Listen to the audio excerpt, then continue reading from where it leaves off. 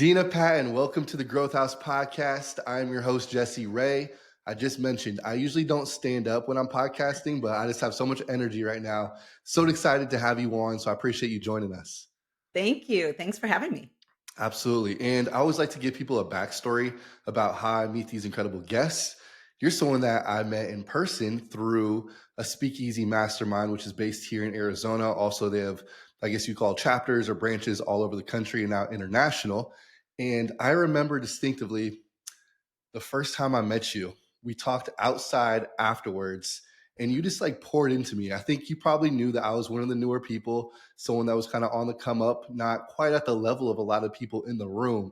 But I just want to say I really appreciate, that conversation that we had. And that's something I always remember. So Dena, I'm just excited to now become friends, have a deeper relationship and learn from you. Thank you. Well, I love our mastermind. I think we have amazing people, including you. And, entrepreneurship is about community. We do it together. We lift as we climb. And, there's people above me that lots of people be above me that have helped me. And I try to help people, behind me. So we're all in it together. I love that. And community is such a big, part of my life. I feel like I'm someone that loves to foster, curate communities, and Yeah. we'll dive into that. But what I want to do is start with where are you at currently in life? What does it look like? Even mention what you're about to go do. You're about to spend 10 days somewhere. So just kind of Yeah. give everyone a snapshot of what you do right now and what your life is like. And then we'll take it back on where did Dina start? Okay, great. Well, my life looks really, really joyful right now. I'm very blessed. I'm in purpose, I'm in joy and lots of freedom. And I run three businesses. So it's for me, it's all about systemizing things. So I have freedom. I'm the type of personality. I like adventure. I like travel. I like fun and I like freedom. So I don't want to be chained to my desk. So we just retired my husband at 50 this year, which I know Let's it's so go. fun. Yeah, he went from, he was a federal agent working 10 hours a day. I mean, just government, employee. And it's so great to have him home. And we play a lot. We go to lunch a lot. He's around for my daughter. So that is all very new. And having a daughter that drives and very independent. But life looks like running my core business, my consulting business, and then I have a philanthropy business and a ministry business, and that are kind of my side loves and little passions. And I take off to Italy for 10 days, and because I have the right team and the right systems, you can have freedom, and that's what entrepreneurship is all about: is creating and curating your own schedule and your own life. Oh, speaking my language right now. So I want to dive in before we go back. Consulting business, what does that look like? Who do you help? I know you do CEO retreats as well. Do you want to break that down just a little bit for our audience? Yeah. So I have been coaching and consulting small business owners. They typically have 10 to 100 employees, and help them with three things: sales problems, mindset problems, and systems problems. Those are my three lanes. I've been doing it 22 years.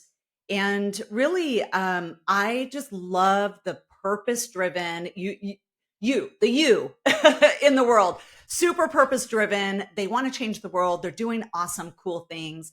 I'm really blessed with right now. I have 19 clients in 6 different time zones, which makes, again, back to my personality, I love variety. I don't want the same exact client in the same exact sector. So work with just really cool business owners. And I love helping them build great companies. My word is greatness. My book is all about greatness. I am all about great leaders building great companies. And that's what I get to do every day. That's so exciting. Okay, let's take us back. How'd you get started in entrepreneurship? Did you ever go the corporate route? Even take us back. Maybe did you even go to college? And then what happened after that? Such a good question, because a lot of people don't, go backwards. And for me, and unfortunately, I never went the corporate route. I was very fortunate to be in my second year of college, and I was actually a trainer for a brand. Some people might know or might not know, but Planet Hollywood was, my 19 to 21-year-old getting me through college. But what was really cool about that job is I got to travel to the new Planet Hollywoods and train the employees, which really planted the seed of training people. And I loved it. And what was really fortunate is I had a dream to move to New York City after college. And my position opened in New York and they offered it to me. So at 21, I got to move to New York City. I didn't know a soul. I did have a job, but I didn't know anybody. And me and my $2,000 at 21, I quit college and said, oh, I'll finish there. And really, it was the beginning of my life, 9 years in New York City. And I was there for about a year. And then I started my own business. I actually started my own PR and marketing agency at 24 and started this is before the internet. So everybody just hold on. It is prior to the internet. What I saw, I'm an opportunist. So I see things that don't exist and say, what is that gap? What can I do right there? And what I realized in New York, in the scene at the time, everything was about Broadway. But there's hundreds of shows that are outside of Broadway, comedy, dance, off Broadway, off Broadway. No one covered it. No one knew about them. And I thought, I had a PR marketing agency. A lot of my clients were entertainment. I knew that space. And I thought, I'm going to create the only magazine in New York City committed to everything shows. And I'm going to get it out. The distribution was in every hotel in New York and a subscription. And I did that. And that was the beginning of, I believe, my world of scaling. And then I got a knock on the door. These two men said, hey, there's this thing coming called the internet. And it's going to put your magazine out of business. We want to buy your business and turn it into a web page, a website. And long story short, I said, no go. You buy the entire company and me and my 3 employees. And they said yes. And so we built this website the first year of the internet. And today it is a global multi-million-dollar, very success story that literally dominates the world of shows in many markets around the world. So it was an amazing opportunity for me, to sell my business, but seeing something, you never know. Look at that little opportunity I saw saying, oh, there's a gap here. And I went for it. And then that ended up being the thing that helped me sell my business. And now what's really for me, I don't know about you, but I'm all about the underdog.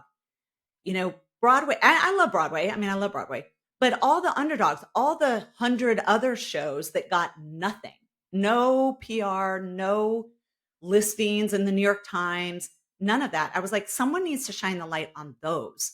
And it was my love for the underdog and showing them. And thousands of shows over the years have gotten noticed and funded and in the spotlight. And one of those is the Blue Man Group. Blue Man Group was a tiny, tiny, tiny show that no one No knew way. about. Yeah, it was tiny when I discovered it. And so there's lots of actors and shows over the last 20 years that have become something because of that. And so that I'm super proud of that. And but I stayed there for a year and said, thank you very much. And I'm going to go and build this coaching and consulting business. And I've been doing this ever since. That's amazing. Quick step back. You started at 24 your own company. Yeah. What gave you the confidence, belief in yourself that, yeah, I can do this? Because I think a lot of our audience is in that position right now. Either they're already starting and they're looking to scale, Yeah. or they're on that edge. Like, man, Mm, I don't know if I have the belief in myself. For you, what was that belief in yourself yeah. to take that step? Because it is a risk. It is a risk and it's really scary, and especially when I call it your smallness head, that smallness mindset that fills us with fear and doubt. You have to turn that down and turn up your greatness. Your greatness knows that you have everything that you need and that you have the gifts and that you will figure it out. Entrepreneurship is not about having all the answers. I don't have I'm building some things right now that are new, right? And I'm a very established entrepreneur, but you're always learning. So one, you have to have trust in your own wings and your own self to take the first step and not know the whole the whole staircase. 2, um, for me, I have God. I My confidence is in God and not always in myself. When I can't believe in myself, I believe in God that He's gonna provide the next step and the right person and the right, next thing. Um, but also, here's the thing. When you believe what you are seeking is seeking you, that's a belief system. What you are seeking is seeking you. So that client, that thing that you are out to do, there's people seeking that. And when you believe that, you step out in confidence and in your greatness. When you don't believe that and you're just waiting to be perfect or waiting to have all the answers, the opportunity is going to pass you by, right? So for me at 24, what I saw was opportunity. I know how to identify an opportunity and then go and say, I can solve that. Here's one of the most important things that you have to know as an entrepreneur. You have to know what you're solving. If you do not know what you're solving, you are spinning, you're making it up, you're in Vagueville. And that doesn't create confidence. What creates confidence is I can solve that. Oh, you got a sales problem? I can solve that. Oh, you got a mindset leadership problem? I can solve that. Right. So, whatever your product or service is, it's solving a problem. And that's where your confidence is there's a problem and we solve that. And then you go out and find people with that problem, right? People over, and this is what I think is going on right now, because being an entrepreneur this long, I've seen so many phases of entrepreneurship. What's going on right now, I think, is people get spun out, just spinning. There's so many ideas and there's so many things to do, and there's so much social media that they get off the simplicity of there's a problem and I'm going to solve it. I mean, look at back in New York. There's a problem that there's 150 shows a night that no tourists know about. That's the problem. And then I said, okay, I'm going to create a magazine that shows the tourists all these shows. Do you see how simple that is? So we have to sometimes just take a step back, make it simple. What's the problem I'm solving? And then how am I solving it? And then who do I need to get in front of, right? Who has that problem? So when you make it that simple, then you can step off that cliff with confidence because you're like, I got it. I know who has this problem and I know the problem and I know how to solve it. And now it's a visibility, right? Like go, now go, press the gas, go get visible in front of those people that have that problem. I promise you, when you make it that simple and then you become consistent in that game, you're going to win. You're going to Hmm. win. Can you touch on the early entrepreneur, or I would say the aspiring entrepreneur, where they are looking for problems to solve? Do you recommend them looking at their own skill set, or maybe what they've done in the past? Say, okay, I've been in sales, maybe I can, be a consultant for a company on their sales team, or what I'm trying to say. It's like Yeah. I feel like a lot of people don't know what they want to do. And I think Mm, there's a lack of clarity issue with a lot mm, of people. And also just like, how do I get started? So you yeah. had a PR firm, right? And then you saw the opportunity. So you were within your zone of genius, let's say. Mhm, I guess mhm. what would be your advice for someone that's trying to still figure out their zone of genius, and they want to start in consulting? So I would say this, you want to evaluate your gifts. Everybody has such amazing gifts. And I think sometimes our gifts are invisible. Like we don't label it a gift, right? Curating community is one of my gifts. I have done it literally 10 times. One of my communities was 500,000 people. One was 15,000 people. One is my a current community that I've created is 2,500 people. I curate communities. That's a gift. I can monetize it or not monetize it, but I'm just saying that someone probably wouldn't see that as a gift. They're like, "Oh, that's something you can do." Well, yes, it is something I can do, but I'm gifted in it, right? So I want you to look at what are things that come really, really easy to you. It's innate to you. It's part of you. You love it, right? You do it really well. It's so invisible to you sometimes. Those are gifts. But when you can put a label on it and go, okay, these are 5 of my gifts, now you can start to see a pattern and you can start to pull them forward in this entrepreneurship. I know that in my journey, I was really good at PR and marketing. That was a I didn't have a degree in it. I did have a little bit of training in it, but way more than my training, I was gifted in it. Right? So storytelling and pitching someone for a media story, and telling people stories online, offline, that's a gift, right? And I knew how to monetize that into a marketing agency. So I want you, one, to look at what your gifts are, then look at what your skills are, maybe what you went to college for, or a skill set, or a degree or a certificate that you have. That's skill sets, right? And then the third set is passions and problems you want to solve, right? I love entrepreneurship. I don't coach corporate. I don't coach anything outside of entrepreneurship. That's my jam, right? So that I think if you're going to coach or consult or something like that, you've got to find a sector or a thing that you love, right? And you want to solve. I want to solve entrepreneur problems because I believe in entrepreneurship, right? And the more of us there are, the better.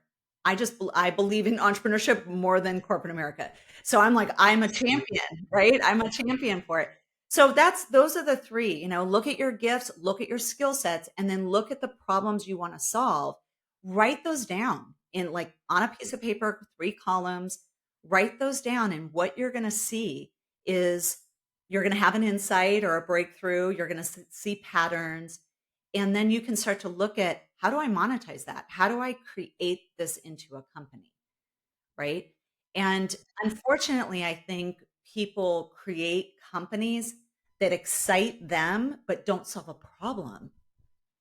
Hello. I'm telling you right now, stop. Don't do that.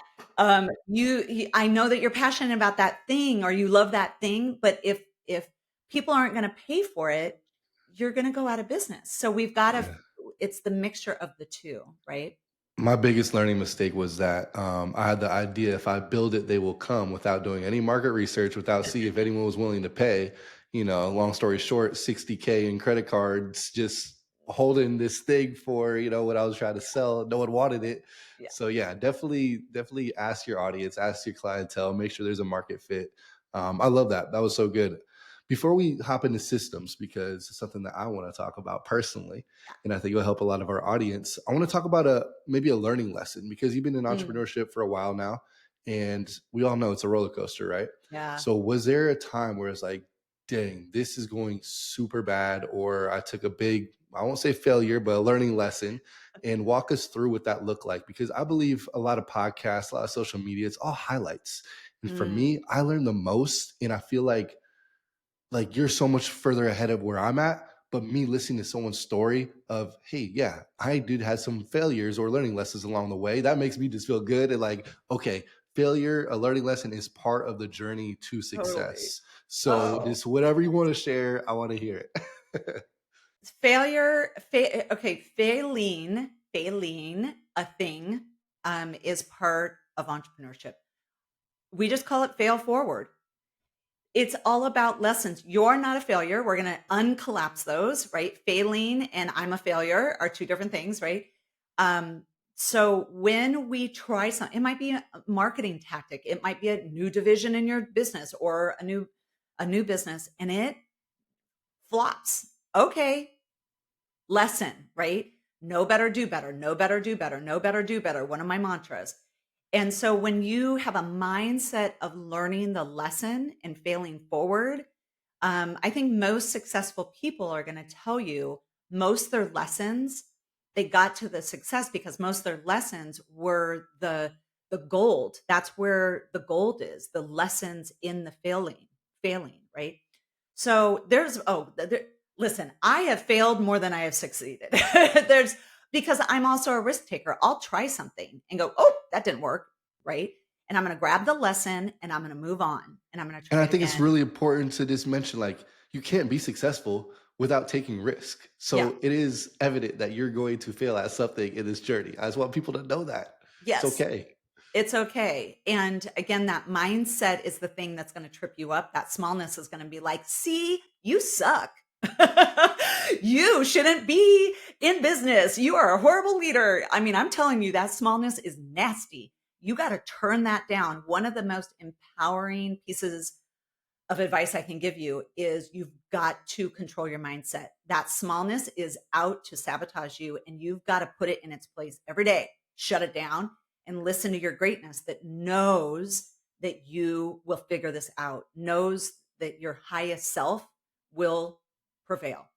Um, but I'll tell you, I've had lots of failing moments, lots of mistakes. But I'll tell you the biggest, the most failing moment I had with the biggest consequence was back in my first business. So I had that business for 4 years. And at about 27, 28, I had a minor stroke. And I was working myself to death. And I was doing 15 hours a day. I was saying yes to every client because of my mindset was, oh God, maybe there's not a client behind this one. So I'm going to accept everyone. It was, I was in the most toxic mindset of scarcity, which then drives bad choices. And so I was saying yes to everybody. I was working way too hard. I had no self care, which just was literally mind, body, spirit were at zero. And a minor stroke was the consequence. And I was very lucky that I could do speech therapy and learn how to speak again. And now I make a living speaking. But I'm telling you, God, I call it my blessed interruption because it put me on my knees. And I really had to reevaluate my life and my direction. And really, within a few months is when that knock at the door came and said, "We want to buy your business." And it was my out of that business. And I was very lucky to sell that and learn, being that consult them in that new business. And then I could move on to this business. But when I moved on, here was my lesson. I call it CEO self care. And it is the most important thing in entrepreneurship. It's as important as your funding, your marketing plan, is your CEO self-care plan. And everybody that works with me is required to have a CEO self-care plan because here's what entrepreneurship will do. It will eat everything up. It'll eat your marriage up. It'll eat your mindset, your body, everything up because without boundaries and without that self-care plan, it just wants to drive, right? It's like a dog on a bone. It just wants to drive. You, the CEO, have to put the margins and the self-care and the trips and the travel and the good sleep. I'm a huge advocate. 8 hours, non-negotiable. I am totally non-negotiable around my self-care. I run 3 businesses and I don't work more than 30 hours a week. And I do that because I want my self-care and I want my marriage. And I want to have fun in life too, right? So I'm telling you, self-care, we have 4 tanks on the back of our back. We have spiritual, mental, physical, and emotional. Those tanks are being used every day, right? They're being at different levels. They're being used and drained. We have to refuel them all the time. And that's what keeps me vibrant and going because I'm constantly refueling those 4 tanks. But most entrepreneurs, they drain them and then they're surviving off of literally an empty tank and then they get burnout. I see it Hmm. all the time and I see marriages and diseases happen all the time because of it. Wow. So let's break that down. You went from 15 hours a day, Mm. one job, one company, Yep. to 30 hours a week, three companies. Yep. I'm guessing systems played a little bit of a role in that. Yes. I'm learning. I'm learning. The one So thing that changed everything is systems. let's go. Let's dive into that. I know you mentioned admin systems. I'll kind of let you kind of take it where you think would be the most beneficial, for our audience, where they're looking to hire their first VA and then Yep. maybe their first one, two, three employees. Yeah. Systems was the thing that changed everything for me. Systems are the muscle memory of our business.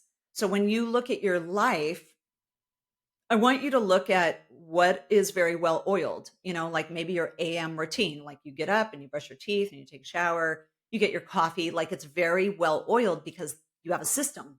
You do this and then that and then that and then that. That's all systems are, but you got to do it. Everything in your business needs a system, right? So your calendar, how you manage your calendar needs a system. How you pay your bills needs a system. How you onboard your clients need a system, right? I'm constantly onboarding and offboarding. I'm always between 15 and 20 clients. So I'm onboarding, I'm offboarding. There's a system, very well oiled system to onboard and to offboard. So not only for me and my team, it goes well and easy, but also for the customer journey.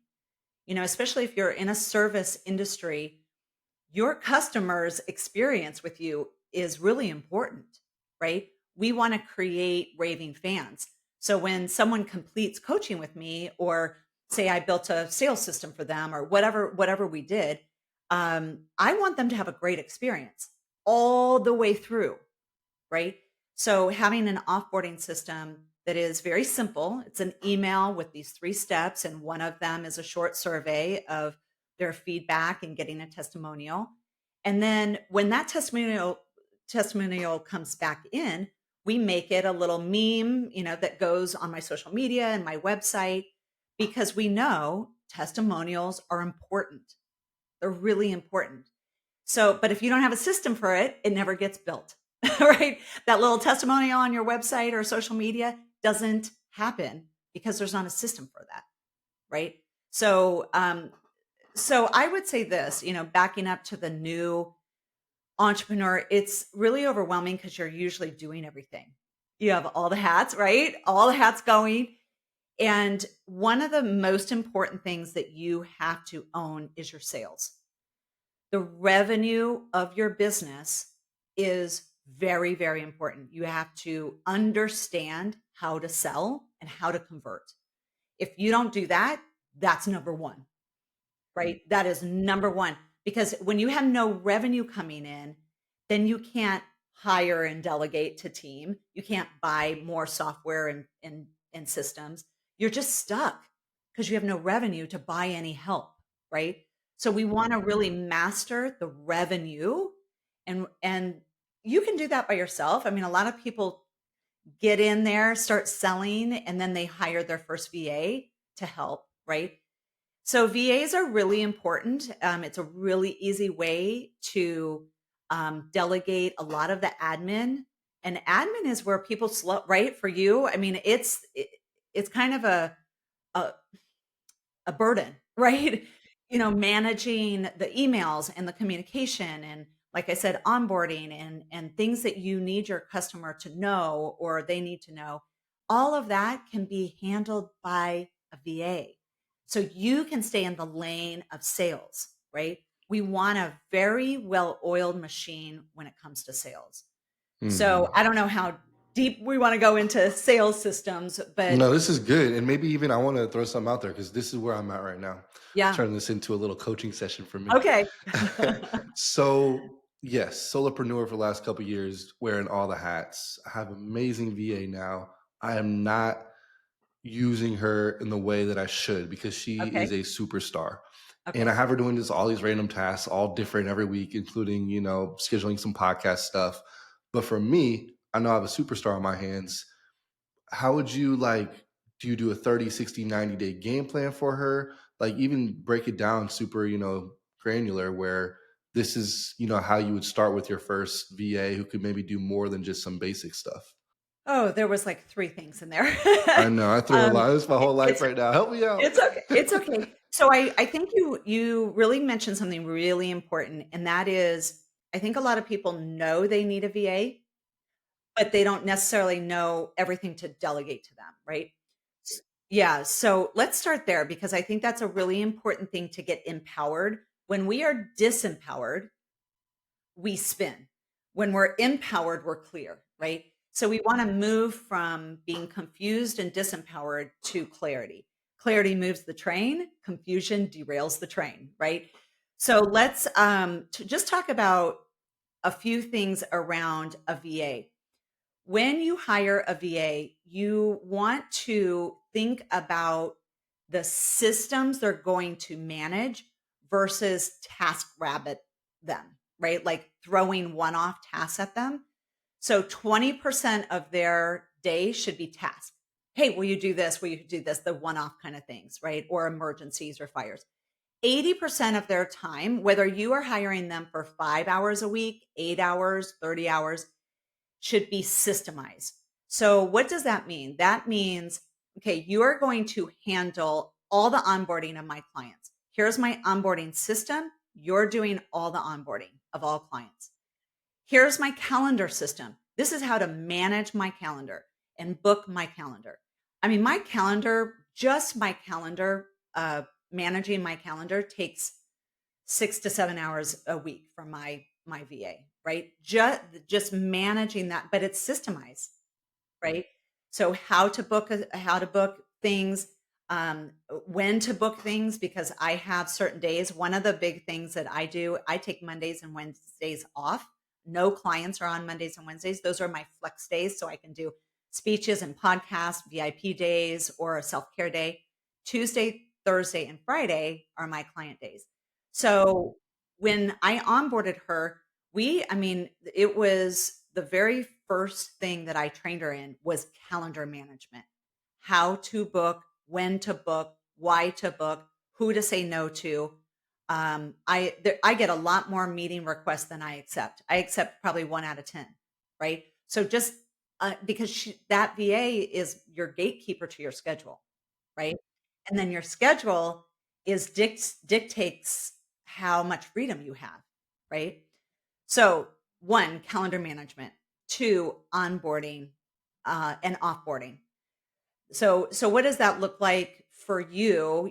I mean, maybe in the house management or, real estate, you're upfront with the client's life, but all the back end communication and paperwork and all of that, that can be systemized. And you say to your assistant, hey, I have a new person in this house. Will you onboard them? And they know what that onboarding system is. They know here are the 3 things I need to get from this person, and here are the 2 emails, right? So that's, I would podcast chart, management. So I'm, on about 5 podcasts a month. It takes management. I have a system for that, right? So booking podcasts, getting on scheduling them, and then after I'm on a podcast, they usually send, the link of the podcast and the graphics, and we post them and all that. So we call that podcast management. I have a system for that. So you can hear 3 things. I mean, out of the 8 things that my VA manage the systems, she manages 8 systems, there's 3, right? Calendar management, onboarding and offboarding, and podcast management. They're systems. So I have steps, and if there's things that I like emails, I wrote them one and done, and she knows, and I trained her in it, and all I had to do is train her in it once, and then she can execute all of those. So that's 3 of the 8. But here's how I want you to determine what you delegate and what you don't. You need to stay in RGA, which is revenue generating activities, right? You, for right now, until you can afford maybe a sales director or someone that's out there, you are the RGA director, right? Hmm. So you stay in the lane of revenue generating activities. Anything that's generating activities, that's your brilliant lane. You got to stay in 100%. Anything that supports that lane is your VA. Mm. Dina, So I'm that's I'm what I so would do. quiet because I want to actually mic drop. That's it. Jesse's got a lot of work to do with his VA. So end of the podcast. That's how I feel right now because you just dropped so much amazing value. That guys, this is a podcast that is not a in the car working out. This is a podcast you want to actually be sitting down taking notes. Sure, maybe once you listen to it just while you're doing something else, but this is a podcast that you come back to, take notes, and actually implement. That was honestly probably my favorite 15 minutes of any podcast we've ever done is what you just outlined, because this is something that for me is going to be so impactful in my business. Yeah. Well, good. I love systems because I think it was a game changer for me, in my first probably 8 years of this coaching and consulting business. I just dug in to systems, every possible system that someone could have, because it's the game changer. When, I can have a small team and run three companies well oiled. It's just because we have systems for everything. And I do CEO, I do one-on-one CEO retreats here in Scottsdale, Arizona, and people will fly in for that. And it's a 3-day experience where we work on their business, right? Well, there's about 20 steps of onboarding that person. They're coming here, they're flying in 3 days. There's about 20 steps. So when I email my VA and say, "Hey, John Smith flying in from Florida for the VIP, and here's the dates and here's his email." That's all I have to say. And I said, "Please onboard him." She just knows because I trained her in the 20 steps of onboarding. And the email that goes out that asks them the questions in the survey, she knows how to book the hotel, book the car, book all the reservations. So it's just done, right? And so those are the kind of things that if you can just think through, what are the steps for this, for how I bill or how I onboard or how I do my calendar. What are the steps? Write them down. Now that they're written down, now you can delegate that to someone. It's Mm. very hard to delegate from your head. Write the steps down first, then delegate. Write, delegate. So good. Okay. I do want to dive in before we wrap it up. What does those 3 days look like? You have a retreat. I host 3-day masterminds. I would just love kind of an insight of what it looks like for those people who come in and fly in to spend time with you. Yeah. So today I feel like a little bit of a different bird because I've always been one-on-one coaching. I've never scaled to group. Um, I have always done one-on-one. And so my coaching is one-on-one and then VIP days are one-on-one and then my 3-day. And I incorporated this 3-day retreat about 7 or 8 years ago. And it is at the most beautiful resort that we have here in Scottsdale called the Sanctuary Resort. And it's my favorite. It's on the side of Camelback Mountain, the most stunning pool, most stunning views. I get them the biggest suite that they have, and it is 3 days of this campus and spa treatments, meals at the Elements, which is literally one of the best restaurants in Arizona, and it's 3 days private with me, and we work on their business. Before that, they fill out a survey, part of my onboarding. They fill out the survey of what are the priorities that we wanna work on. Some people come in inside of, like, crisis, like, "Oh my gosh, I just bought out my partner, and now I am so overwhelmed. I need to regroup and get my head around my business again." And then there's some people who are like, "I'm scaling so fast. We're literally going from 20 million to 30 million in 1 year." and I need a better strategy for that, right? So everyone's very different in what they need from me, but that's what a survey's for. And so we get clear in that, and then we work on it for 3 days, but we weave in pool and spa and lovely food and an amazing experience. So it has been, I wish I added that earlier in in this journey, but what I say is let your customers demand from you. That was created out of demand. I think it was the 4th or 5th person that said, "Can I just pay for a weekend with you?" And I was like, "No, no, I don't I don't have that program," right? And I was like, "I have either one-on-one coaching weekly or 1-day VIP days." But it was like the 4th or 5th one that I was like, "Hello, new offering." So I would say that's a big listen to your customer. Listen. The next division or the next offer is because people are asking for it. And I sell at least one of those a month and sometimes two, but I don't do more than two a month. And it is such a joy to spend one-on-one time with someone and they leave with all of these problems solved or opportunities solved. And they've had this amazing experience at my favorite place on the planet. That's So amazing. yeah, those are the kind of things that as an entrepreneur you want to not just create it solves major problems, but you wanna curate it in a way that is awesome for them and awesome for you, Mm. right? Nina, I could spend another 3 hours talking to you. You just provided so much value in those short 40 Aw, minutes. I appreciate you so much. And actually, I want to leave people like just wanting more. So let's do this. Number one, when people reach out to you, no one's going to reach out and say, "Hey, can I pick your brain?" We don't do that. We're a go giving community. We want to provide some type of value up front to you. So it could be something little as, check out one of my talks on YouTube or, whatever. What's something of value that someone could reach out and say, "Hey, Dina, I listened to the podcast. I loved XYZ. I got a question. Here's the question." What's yeah. the best way someone could provide value to you? Well, I would say this, go to amazinggreatness.com and download my CEO self-care plan. And my that's my gift to you is it will change your life and it will change your business. And ask me questions. That's it.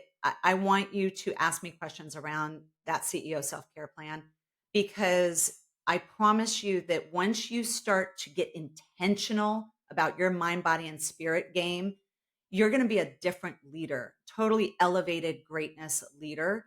And that is what scales businesses because your greatness is on fire and you are fueled So So correctly. That's my gift to you. Your gift to me is come back, tell me how it's going or ask questions around it. I love that. And then besides the website to reach out and check out that guide, how do people reach out to you? What platforms are you most active on? I would say Instagram um, is my is my easiest. So I, lem- And we'll link all Dina, this in the podcast description, but if you just want to say it, yeah, Dina Marie Patton on Instagram is the Dena easiest. Marie Patton on Yeah, Instagram. yeah, Boom. Dina, it was a pleasure. I'm gonna take notes and listen to this again because this was absolute gold, especially where I'm at currently in my business, looking to implement these systems. Especially like we mentioned, you're going to go for 10 days. I'm going for 3 months. So yeah, I need to lock these down yes, ASAP. So I'm yes, not freaking out halfway across the world when, some of my business is still here in Arizona. So yes. Dina, appreciate you. Growth House Podcast, Jesse Ray, and we'll talk soon.